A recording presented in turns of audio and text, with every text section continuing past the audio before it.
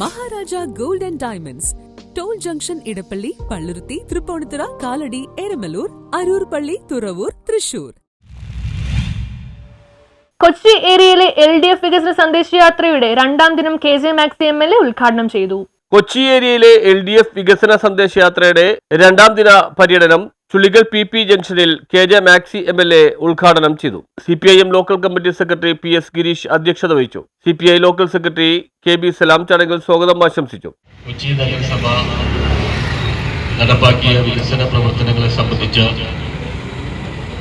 ജനങ്ങളോട് സംസാരിക്കുന്നതിന് വേണ്ടിയാണ് കഴിഞ്ഞ 2 ദിവസമായി ഈ ജാഥ നടന്നുകൊണ്ടിരിക്കുന്നത്. നഗരസഭ 2020 അഡ്വക്കേറ്റ് M. അനിൽകുമാറിന്റെ നേതൃത്വത്തിൽ ഭരണത്തിൽ വരുമ്പോൾ ഉണ്ടായിരുന്ന ആ അവസ്ഥയിൽ നിന്ന് ഇന്ന് ഏവരുടെയും മുന്നിൽ അഭിമാനത്തോടെ തലയുയർത്തി നിന്നുകൊണ്ട് തന്നെ LDF ഘടകകക്ഷി നേതാക്കളായ VJ Haisin, KJ Paul, Anil, Muhammad Aneef തുടങ്ങിയവർ സംബന്ധിച്ചു. തുടർന്ന് വിവിധ കേന്ദ്രങ്ങളിൽ ജാഥയ്ക്ക് സ്വീകരണം നൽകി. വിവിധ സ്വീകരണ കേന്ദ്രങ്ങളിൽ LDF നേതാക്കളായ PJ ദാസൻ, CM ചൂട്ടോ, A. Afsal, Surabhi Shaji, Muhammad Haneef, Muhammad Abbas, councillor Benedict Fernandez തുടങ്ങിയവർ സംസാരിച്ചു. നഗരസഭയിൽ ഒരുവിധ വികസന പ്രവർത്തനങ്ങളും നടക്കുന്നില്ല. പണി ഏറ്റെടുക്കാൻ ഒരാളും മുന്നോട്ട് വരുന്നില്ല.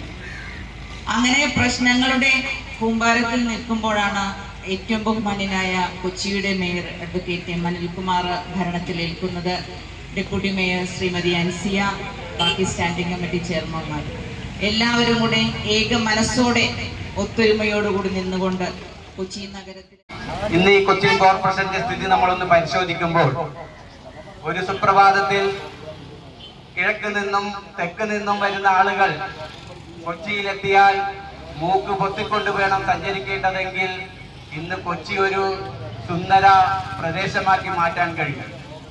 മാലിന്യമുക്ത കേരളത്തിന്റെ ഭാഗമായി കൊച്ചിൻ കോർപ്പറേഷന്റെ ഒരു വഴിയോരങ്ങളിലും ഒരു ദുർഗന്ധമയക്കാത്ത ഒരു വഴികളായി. News bureau, Kochi.